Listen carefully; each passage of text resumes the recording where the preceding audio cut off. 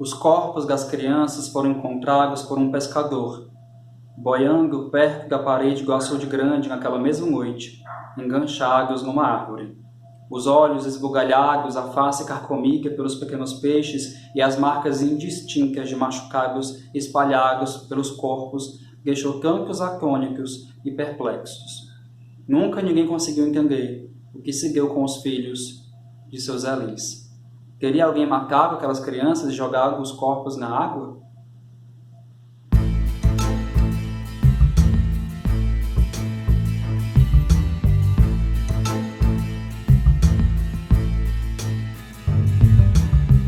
Alô pensantes, Galton aqui, sejam bem-vindas e bem-vindos a mais um vídeo do Ser Linguagem no YouTube. Hoje a gente continuando esse projeto, o Clube Conto Vega, um conto por dia durante o mês de abril aqui no canal. Ontem vocês estiveram com o Maílson discutindo o conto Fugitiva, de Alice Munro, e hoje a gente discute um conto de terror cearense, inclusive local daqui da terrinha, que é As Almas Penadas do Açude Grande. Espero não ter acionado nenhum gatilho com a citação da epígrafe do vídeo. Mas antes de a gente continuar, deixa eu fazer aqueles pedidos que todo youtuber faz e às vezes eu esqueço de fazer. Se você gostar do material, curte, compartilha com os colegas, com amigos, nas suas redes sociais, chama o pessoal para participar do Vega. Comenta aqui embaixo o que você achou desse conto, se ele foi muito pesado, se você tem alguma teoria sobre o que aconteceu com as crianças do conto, enfim. Vamos interagir aqui embaixo. E queria só um aviso para vocês. A minha vizinhança ela está, como posso dizer, especialmente animada hoje. Então, se vocês ouvirem algum barulho externo, se concentre aqui na conversa, daqui a pouco o barulho passa, tá bom? Bom, o conto do Bruno Paulino, ele chegou até mim pelo projeto Letras e Livros, que eu falei para vocês no podcast. Vocês devem ter visto hoje no podcast Essa Linguagem, né, os contos estão saindo todos os dias, de manhã no podcast Essa Linguagem, mas hoje o que saiu foi um aviso encaminhando vocês para o link que está aqui também na descrição do podcast Antologia, né? O podcast ficcional do Povo, um jornal cearense, em que os autores cearenses foram entrevistados e os contos foram dramatizados pela Jéssica Teixeira, numa interpretação que deixa essa minha leitura da epígrafe no chinelo. Então, esse redirecionamento demarca muito bem a maneira como eu mesmo encontrei o conto e o Bruno Paulino, que foi por meio desse projeto, do livro Relicário, que inclusive eu usei para poder abrir o vídeo com vocês. Eu queria destacar para vocês alguns pontos do conto, mas antes disso dar uma virada para a aplicação pedagógica. Como assim aplicação pedagógica? Conto pesado, né? Bom, sou professor de ensino médio, trabalho com leitura, compreensão textual, e uma das primeiras leituras que eu levei para os meus alunos de ensino médio, terceiro ano do ensino médio, foi justamente o conto do Bruno Paulino. Apesar de ser um conto de terror, com uma linguagem em alguns trechos bem crua, não é nada que os alunos já não vejam em séries, filmes, algumas músicas e também outros contos. É uma literatura de terror, eu não posso levar evidentemente para ensino fundamental, para espaço em que as crianças possam se identificar com os protagonistas do enredo. Mas lá para o ensino médio não há nenhum problema. E aqui eu posso ainda trabalhar como que é uma lacuna narrativa propositalmente colocada pelo autor, né, que é justamente o mistério do que aconteceu com os corpos. Vou já fazer o resumo.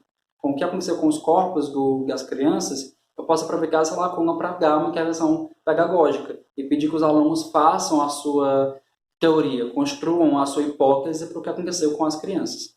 Mas o que aconteceu? Como assim? Como é que a gente chega nesse ponto? Então nós temos o narrador, ele está sentado em uma noite de fogueira, ouvindo uma nova fazendo, contando um caos da cidade para ele, né? E aí ele começa a contar a história dos filhos de Dona Lúcia e Zé Lins. Zé Lins, bodegueiro, que é uma bodega, para quem não conhece, um mercadinho de interior, que antigamente a gente chamava muito de bodega, hoje em dia mais mercadinho, mercearia. E os filhos de Zé Lins e Dona Lúcia são Mariazinha e Pedrinho. Eles desaparecem logo no começo do conto, é um conto relativamente curto, né? Eles desaparecem, Dona Lúcia fica preocupada, tem um pressentimento, é uma mãe zelosa, que a gente fala isso pra gente, e vai até Zé Lins para pedir socorro, para pedir assim, acuda, onde é que estão nossos filhos?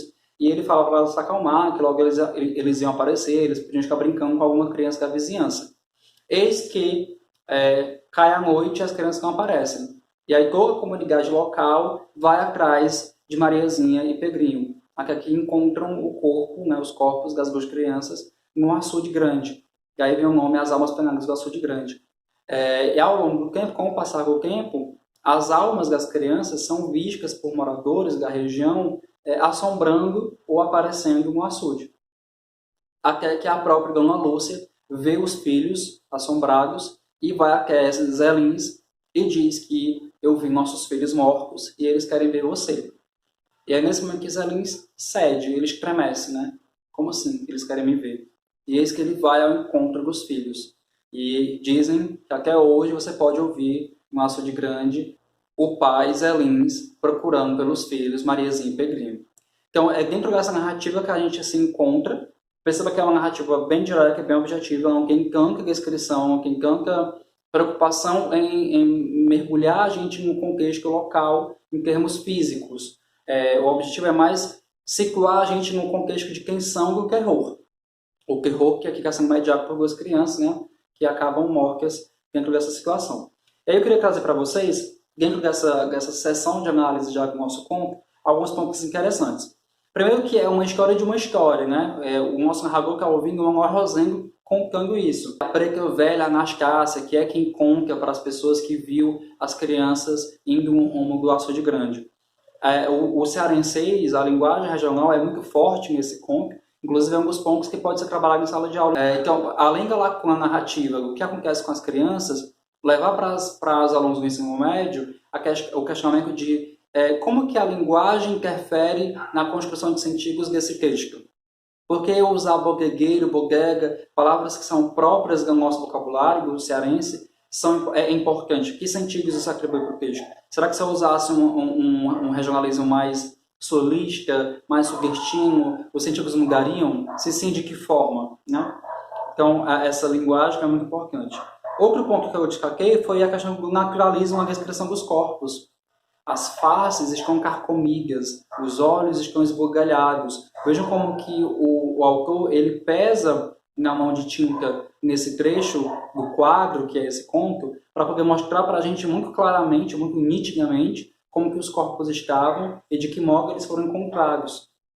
São corpos que foram mortos ou morreram afogados no açude. Passaram muito tempo à exposição de peixes e de água. E, naturalmente, os corpos se deformam. Mas não basta que a gente tenha essa inferência. O autor quer mostrar para a gente empiricamente, visualmente, graficamente, o estado desses corpos, o estado de putrefação.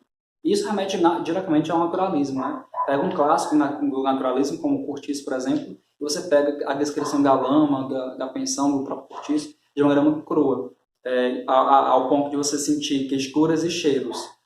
É bem desesperador, apesar de ser fascinante, literariamente falando.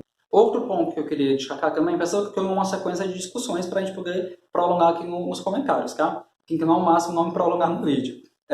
Outro ponto que eu queria destacar, que é triste, é bem comovente e triste, é que os filhos começam a assombrar o vilarejo, né, aquela região, inclusive a mãe e depois o pai, vestidos de branco. E aí a gente remete, por exemplo, ao livro A Mulher de Branco, de Wilkie Collins, que foi um dos primeiros livros a caracterizar o fantasma como um ente esbranquiçado, celestial, né? Fantasmagórico, como a gente falou lá no Dizem que os Cães Veem Coisas. Então nós temos essa característica de eles estão vestidos de branco, como anjinhos, remete muito à religiosidade nordestina também. Aqui, há um tempo atrás, em alguns lugares ainda existe a coroação de Maria, quando as crianças da vizinhança são recrutadas por alguém para interpretar os anjos e haver uma menina mais velha que vai ser coroada. Então, essa relação entre anjos e fantasmas, na mitologia nordestina, ela é muito próxima e ela está muito presente aqui nesse conto. E, para além disso, nós temos o fato de o pai, os Zé Lins, também ir ao encontro dos filhos e também desaparecer. Né? Também chegar, por exemplo, a padecer, a falecer, a morrer. E nem depois da morte eles se encontram, já que o pai continua assombrando o açude, perguntando pelos filhos. Que forte isso, né? É uma imagem, em termos de emoção, quase tão poderosa como que a própria descoberta dos corpos dos filhos carcomidos e esbugalhados. É um pai que vai para o além para tentar encontrar os filhos que o assombram, e dessa forma, ainda assim, eles não se encontram. E olha que interessante, como eu levei esse texto para a sala de aula e eu pedi que os alunos escrevessem intervenções narrativas nesse mistério, houve várias resoluções para isso. Uma delas foi justamente que o pai foi ao encontro dos filhos e lá no açude ele se matou de alguma forma por arrependimento, ou por descuido, porque talvez ele próprio tenha feito algum mal com as crianças. Olha para onde vai a imaginação do leitor, né? Interpretação que a gente colocou forma. Outro aluno me deu a sugestão de que a dona Anastácia, que é quem indica para onde as crianças foram, chega a encomendar a morte das crianças porque devia na bodega dos seus Elins. E com raiva que os seus Elins estavam cobrando, faz essa maldade com as crianças. Há um outro aluno que trouxe uma possibilidade de que, na verdade, o pescador que encontra as crianças pode ter sido alguém que tenha feito mal a elas. Então, observe como que quando você leva para alunos e para exercício de compreensão textual e de produção textual, a imaginação vai além. E os processos de interpretação também vão muito além, né? Inclusive, vai deixar o desafio com os comentários, né? Nos comentários, o que você diria que aconteceu com as crianças de Zé Lins e Dona Lúcia? Que solução você daria a esse mistério?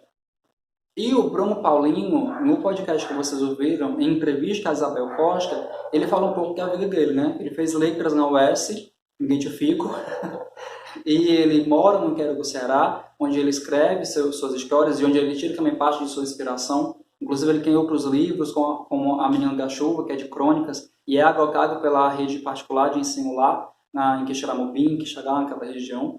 E ele tira essa inspiração dos próprios avós, da infância, e essa infância no interior do Ceará, e também do Stephen King. Stephen King foi bem...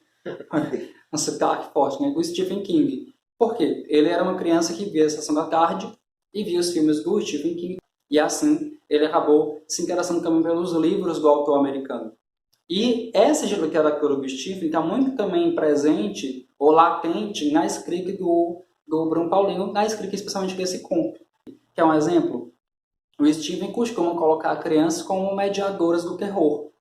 Pega, por exemplo, o Iluminado, em que nós temos a figura das gêmeas. Ou então em It, né, que tanto no filme como que é a adaptação do livro, como no livro, uma das cenas mais marcantes é justamente quando uma criança, sem dar spoiler, né, sofre alguma coisa, sofre algum dano, algum prejuízo, por conta de alguma entidade aparentemente paranormal. Então nós temos as crianças como mediadoras de terror também no conto do Bruno Paulinho.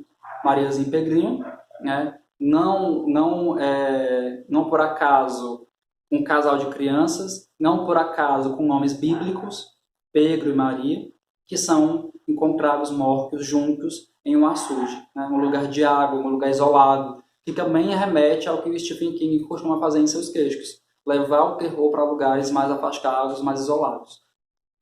Bom, gente, acho que é isso. Eu trouxe alguns pontos para a gente discutir aqui nos comentários sobre esse ponto, nesse nosso grande fórum de textos. Eu não me aprofundei tanto neles dessa vez, eu achei melhor dar pretextos para a gente conversar um pouco mais aqui embaixo. Me conta o que vocês acharam do conto, me conte, vocês que são professores, se vocês se veem levando esse texto para a sala de aula, qual seria a grande dificuldade, se seria muito polêmico levar para a sala de aula, e a gente vai trocando informações nesse grande espaço de debates e de trocas, tá? Lembrando que o conto do Bruno Paulinho está no podcast Antologia, né? Por isso que a gente não levou a narração para o nosso, assim como o conto de Zélia Salles, que é sobre dentes, que vai vir mais à frente. Então fiquem atentos aos avisos que a gente coloca lá no canal do podcast do Ser Linguagem, que a gente vai avisar por lá quando um conto não for narrado por nós, mas por outra pessoa, indicando inclusive o link de redirecionamento. Show? Amanhã nós estaremos aqui de volta para discutir Felicidade Clandestina. Spoiler! Para a narração desse conto, nós temos uma convidada muito especial. Fiquem de olho. Ou de ouvidos. Ou de ouvidos e de olhos. Então, até mais. Tchauzinho.